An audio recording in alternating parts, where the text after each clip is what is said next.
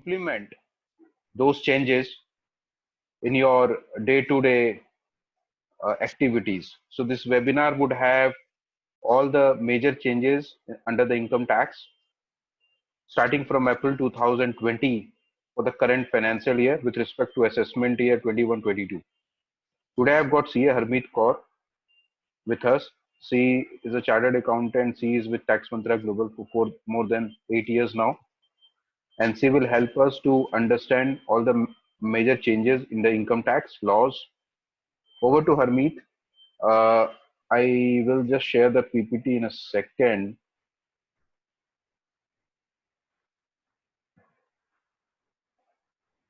Yeah, I have shared the PPT. Yeah, thank you, Alexa. So today, today's webinar will mainly focus on what are the changes every business should know with respect to the income tax rules starting from the April 2020. So first of all, starting with the current tax rates for the domestic companies.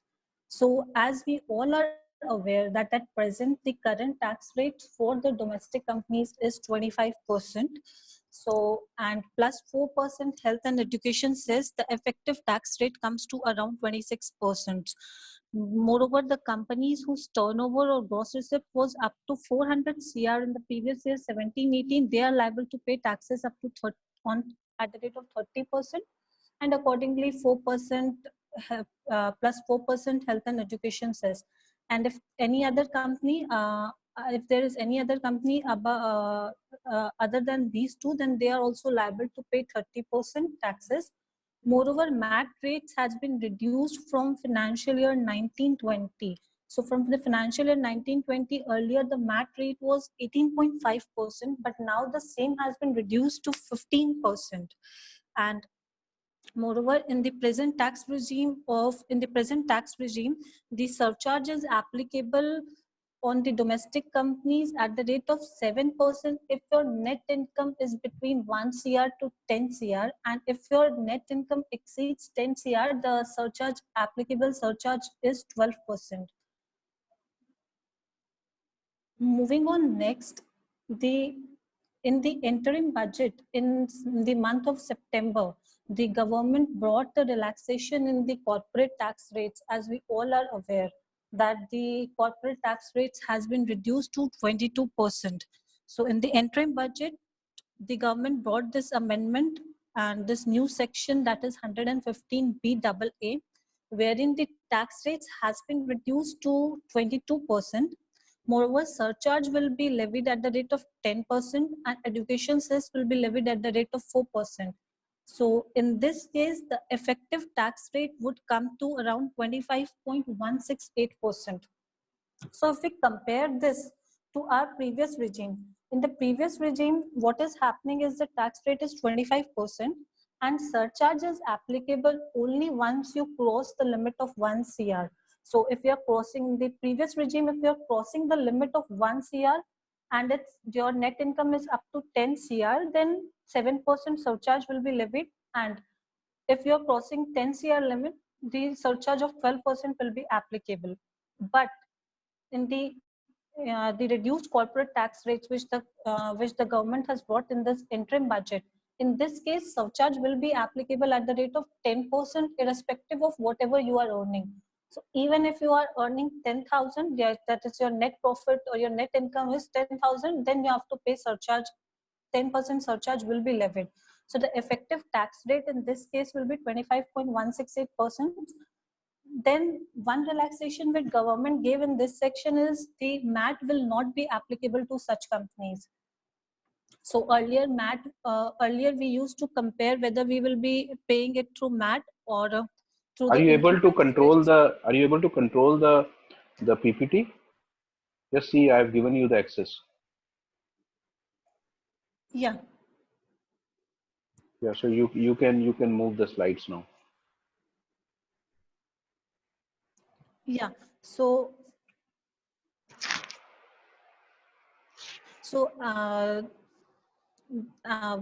so MAT will not be applicable. Like if you are opting to pay taxes under section 115 BAA, MAT won't be applicable, and also no losses from the previous year can be set off. So if you are having any losses from the previous year, and if you are opting for this section, then no losses can be set off in the no losses can be set off in while you are exercising this option. And moreover, once the company has opted for this section, they cannot withdraw it in the next financial year. So every company should carefully examine like when to actually opt for this section. So if you're having any earlier MAT credits, so it will be better that if you utilize those MAT credits and then opt for this section, because as of now, no time limit has been given to exercise this option. So the companies have the option. They can exercise this option this year also. They can exercise the option after setting off of their losses or the MAT credits available.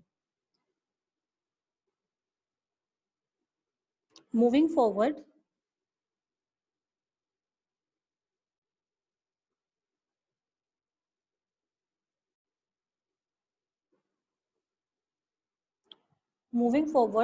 the next is for the manufacturing companies, the reduced corporate tax rate in the interim budget was given as 15%, and plus surcharge of 10% and education cess of 4%. So the effective tax rate which comes for the manufacturing companies is 17.16%.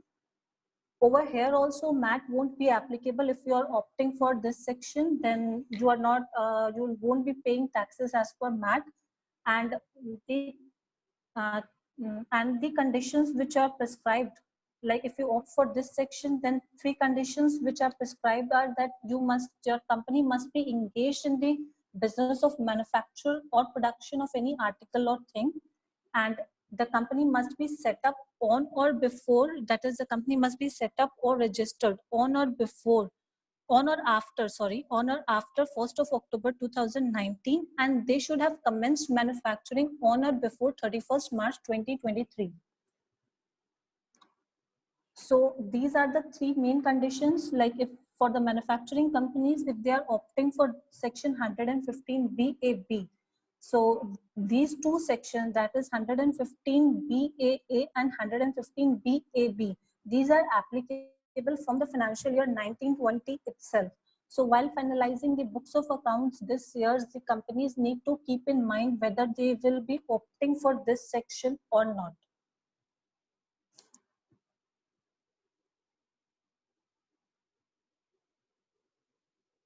Then moving forward, the government also in the budget, in the Feb budget 2020, government also brought a new tax regime for individuals. So the earlier tax regime of individuals, wherein if you are having income up to 2,50,000, the tax rate is nil, and then 2,50,000 to 5 lakhs, the tax rate is 5%, and then 5 lakhs to 10 lakhs, the tax rate is 20%, and above 10 lakhs, the tax rate is 30%. That slab rate is still applicable, and the government brought in one more option for the individuals and the HUF, where they have the option to exercise to pay taxes under the new regime. The new regime states that if you are an individual and individual or HUF, and you have the option to pay taxes as per the new regime, but you won't be allowed to claim any exemptions or deductions which were provided in the previous regime. So the new slab rate is up to 2,50,000, the tax rate is nil. Above 2,50,000 and up to 5 lakhs, it's 5%. Then again above 5 lakhs and up to 7,50,000, the tax rate is 10%. Then from above 7,50,000 and up to 10 lakhs, the tax rate is 15%. Above 10 lakhs and up to 12,50,000, the tax rate is 20%. And above 12,50,000 and up to 15 lakhs, the tax rate is 25%. And above 15 lakhs, the tax rate is 30%. So this is the new tax slab for the individual. The existing old tax slab is still there. So individuals or the HUF, they have the option, and they can see whichever tax regime is better for them. They can accordingly opt for those for that tax regime. But in the new tax regime, there are certain exemptions or deductions which will not be available. So while calculating taxes, we have to keep in mind that if we are opting for new tax regime, then there are certain exemptions or deductions which are not available for the individuals.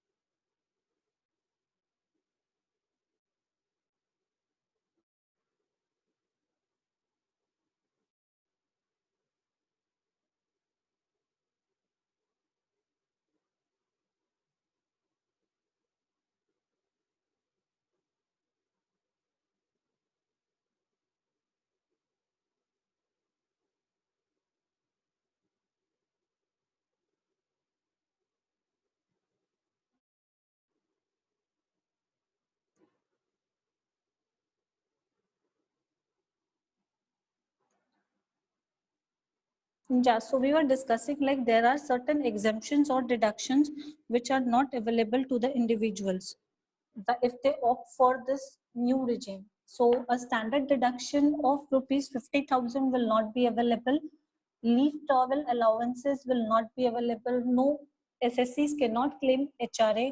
Certain other allowances like uniform allowance, helper allowance, those prescribed under section 1014 will not be available. Then deduction of interest on housing loan, which we usually claimed in the old regime. If we are opting for this new regime, then this interest on the housing loan of rupees 2 lakhs under section 24B, the same will not be this benefit the SSCs cannot claim. Then again, deduction of 1/3 of family pension will not be available. All the deductions under chapter 6A like 80C, 80D, these all deductions will not be available. You can claim only the 80CCD2, that is the employer contribution to NPS, that will be available, and 80JJA in respect of certain businesses.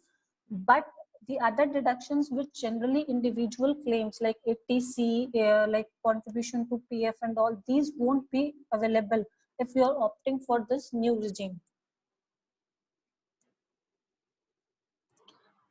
Also, the allowance for minor child income allowable under section 1032 on clubbing, these are the certain benefits which will not be available for the uh, for the individuals who are opting to pay taxes under the new regime. So it will basically depend on case to case, like for which individual what what will be beneficial, whether opting for old regime or whether opting for the new regime.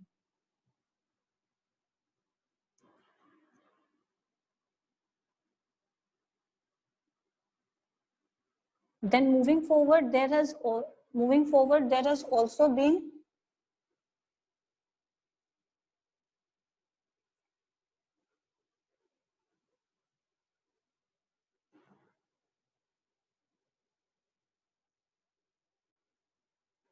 Moving forward, there has also been a change in the rule of residential status with effect from financial year 2021. So earlier, if you were in India for 182 days or more, you were considered as an Indian citizen. But now this 182 days criteria has been reduced to 120 days. So now if you are in India for 120 days or more, then you'll be considered as an Indian citizen or a person of Indian origin.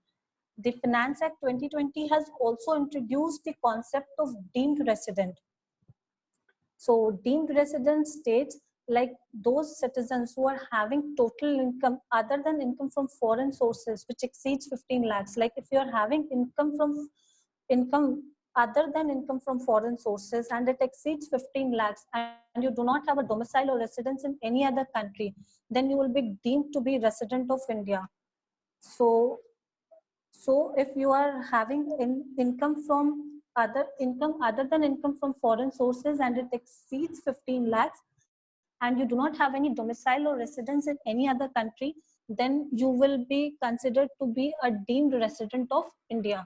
So these changes have mainly been brought to brought each and to bring each and every individual under the, so that they filed it under the purview of taxation. Moving forward,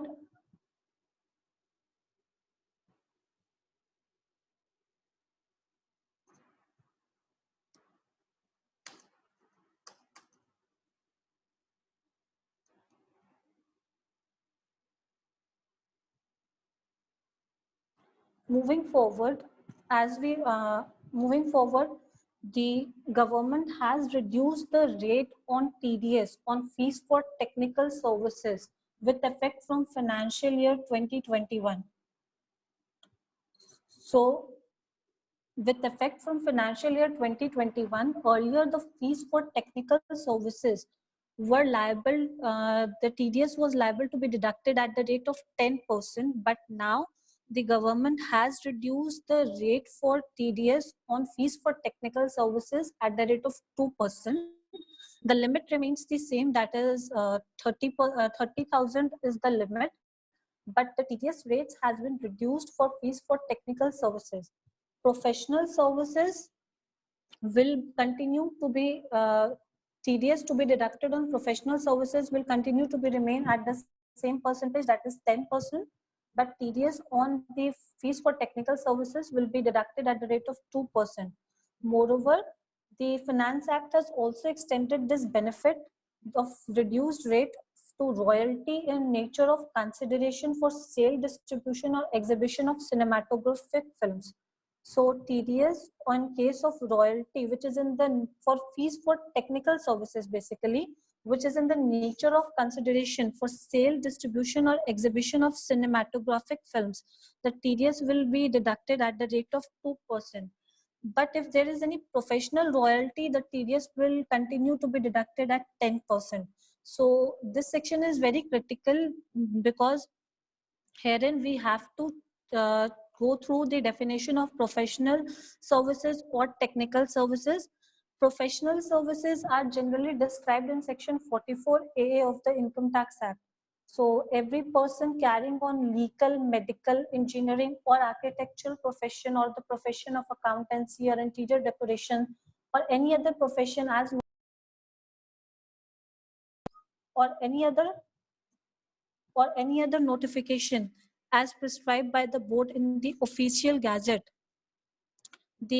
These are the professional services, and technical services will be other than those mentioned in the professional or other than those mentioned in the professional services or any other technical consultancy or services.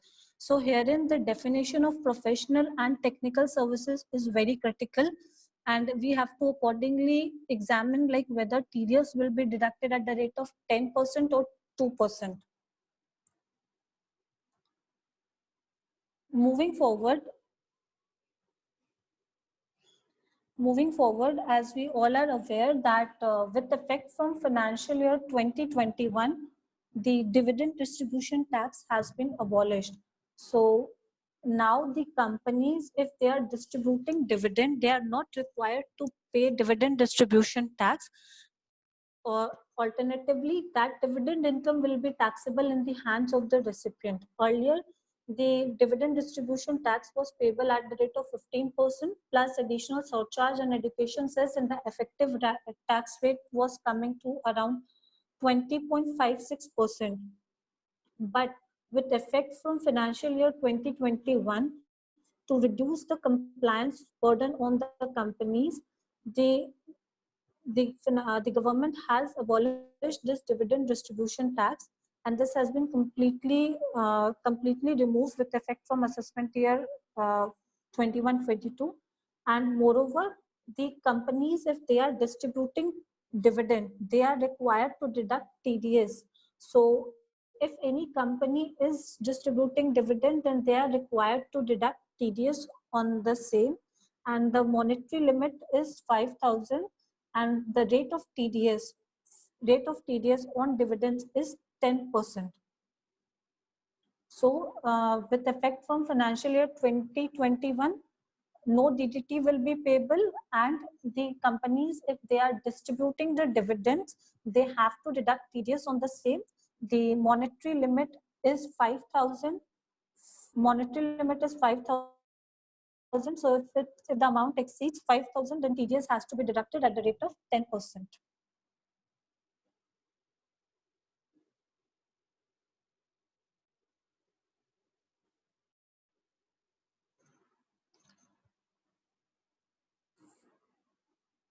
Also, the Finance Act, moving forward, the Finance Act has also introduced Section 194O, which is the TDS on payments made to e-commerce participants.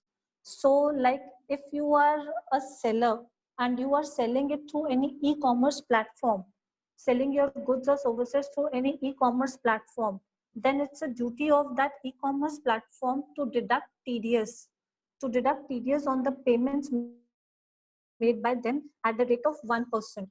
So if like if you are a seller and you are selling your goods through Amazon, earlier Amazon used to remit your money, just deducting your commission and accordingly remitting you the payment. But now, if you are selling any goods or services through any e-commerce platform, then with effect from financial year 2021, it's the duty of the Amazon that they deduct TDS at the rate of 1%, 1% at the rate of 1%. So basically, this provision will not apply in cases where the sales amount is less than 5 lakhs and the individual or HUF, they have furnished their PAN or Aadhaar number. So this 5 lakhs limit is just applicable only for the case of resident individual and HUF. So if you have a company registered, if you have a company and your company is selling goods or services through Amazon or through any e-commerce platform, then the TDS will be deducted irrespective of the limit. But if you are an individual or resident individual and HUF, then there is a limit which is prescribed, and that is 5 lakhs. So if your sales is less than 5 lakhs and you have furnished your PAN or Aadhaar, then no TDS will be deducted. But if the limit crosses 5 lakhs, then accordingly TDS at the rate of 1% will be deducted. Moreover, if you do not furnish your PAN or Aadhaar, then TDS will be deducted at the rate of 5%, at the higher rate, and that is 5%. So it is mandatory for if you are selling through any e-commerce platform, then you have to furnish your PAN or Aadhaar, else TDS will be deducted at a higher rate, which is 5% in this case. And this section is not applicable for the non-resident e-commerce participants. They are exempted from the scope, and this section as of now has been deferred and will be applicable from coming from 1st October 2020.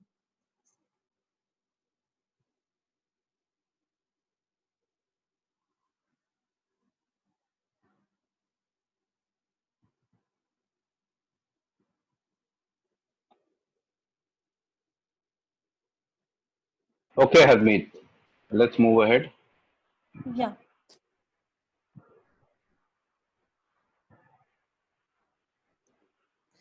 So accordingly, now further changes have been brought in the tax audit section with effect from 1st April 2020. If a person is carrying on any business, earlier for the tax audit, the limit was 1 crore rupees, but now the government has amended this section and has increased this limit from 1 CR to 5 CR. But with the condition that all your cash transactions, that all your cash receipts and cash payments should not exceed 5% of such receipts or payment. So basically, government wants to digitalize all these all the payments and receipts. So if you are carrying on any business and your turnover does not exceed 5 CR, then you're not liable for tax audit, but provided the condition is that all your receipt in cash should not exceed 5% of such receipts, and all your payments in cash during the previous year should not exceed 5% of such payment. So basically, cash transactions should not be more than 5%. So this amendment has been brought in this budget 2020, and this will be applicable with effect from 1st April 2020. And moreover, for the professionals, the limit is still the same, that is 50 lakhs. For the individuals who are carrying on profession, the tax audit limit is still the same, and that is 50 lakhs. This limit has been changed only in case of business, wherein the limit has been increased from 1 CR to 5 CR. Accordingly, there has been amendment in the return filing due date with respect to the same.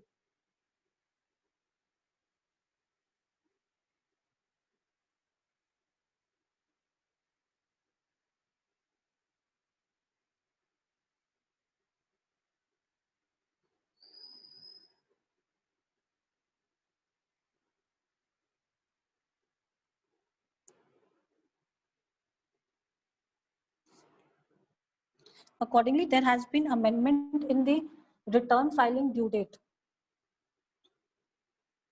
So with effect from financial year 2021,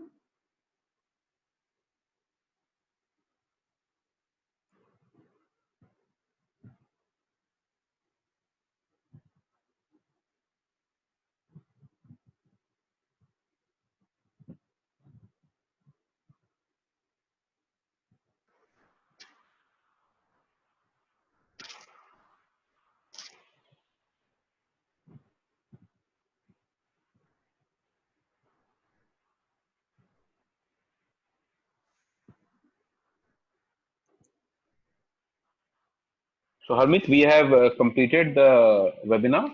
no, actually, I'm not able to. Hello. Yeah, yeah. Which slide you want to put me on? Uh, Change in the due dates. Change in Yeah. the due. This one? Yeah. Okay. So with effect from financial year 2021, there has been change in the due date. So earlier the due dates for all the audit cases was 30th September of the relevant assessment year. Now the same has been changed, and the government has declared the due date to be 31st October. So this will take effect with effect from financial year 2021. And even the due date for filing ITR of the working partners in case earlier in case of the working partners the due date was earlier in case of the working partners the due date was 30th September in case of audit, and now there has been an amendment, and the Finance Act has changed this working partner to the partner. So ultimately both the sleeping and the working partners, if the firm is liable for audit, so their due date will be 31st October. So accordingly, all the partners of the firm, whether they are sleeping partners or they are working partners, for them the due date will be 31st October of the relevant assessment year. Then moving forward, last but then moving forward, one more section that is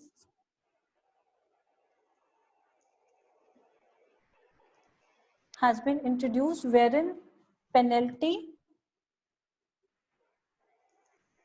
new section that is 271 AAD has been introduced.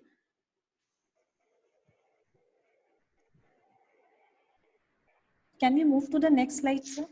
Yeah, yeah.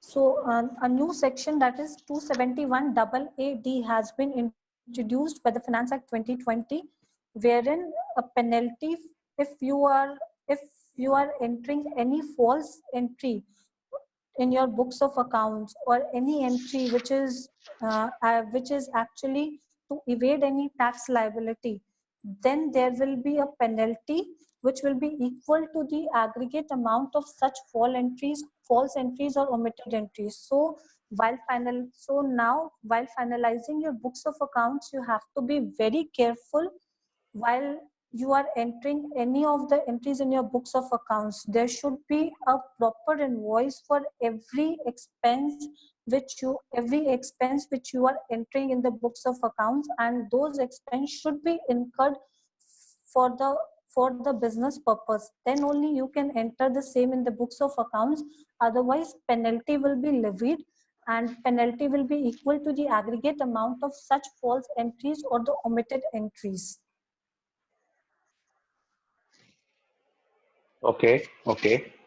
This provision is very critical. So there is a penalty for these kind of false entries or any entry which were relevant for the computation of total income. I think this is something which is new to income tax laws. So I think, Harmeet, let me summarize now what we have discussed today. So there are a lot of interesting changes which have come uh, in the financial year 2021, starting from April 2020. Uh, some of the changes which we want to discuss is that one is that with respect to the new tax rate for corporates also, if they don't want to claim any deduction, and there is a different tax rate for manufacturing companies at the rate of 15%, new manufacturing company. Then there is altogether different tax regime for individuals wherein they have an option to go into the new regime, but they will not be allowed any deductions, any exemptions with the new scheme. But they can continue to get into the old scheme with the old thing. These are the exemptions will they will not be allowed. Then there is a change in the residential dividend distribution tax has been abolished. That's a big step. Now, change in the rule of residential status. So this is massive. Earlier, if you have to stay for 182 days in India to be a tax resident, but now that has been reduced to 120 days. So even if you are at 120 days, you will be tax resident in India. Uh, then there are change in the TDS rates now. For technical fees, the TDS rate is 2% rather than 10%, even under Section 194J. So that is also massive. So I think these are the main changes. Thanks, Amit, for taking out time and explaining all the provisions. We will put this video on social media. We could not share it on Facebook today. There is some challenge with the live streaming, so we could not do that. But we will put this video later. As we said, the Tax Mantra is a global tax and legal firm. We are based out of India, Singapore, and US. These are our global delivery centers. And if you have any queries, you can connect to us, you can write to us, and we will be more than happy to help you. We will come back with more webinars. Till that time, take care of yourself, stay healthy, stay safe, and take care of your family and community. Thanks, Harmeet, again. Thank you. Uh, Thank Thanks, you. everyone, for joining in. We will come back soon. Thanks. Yeah, thank you.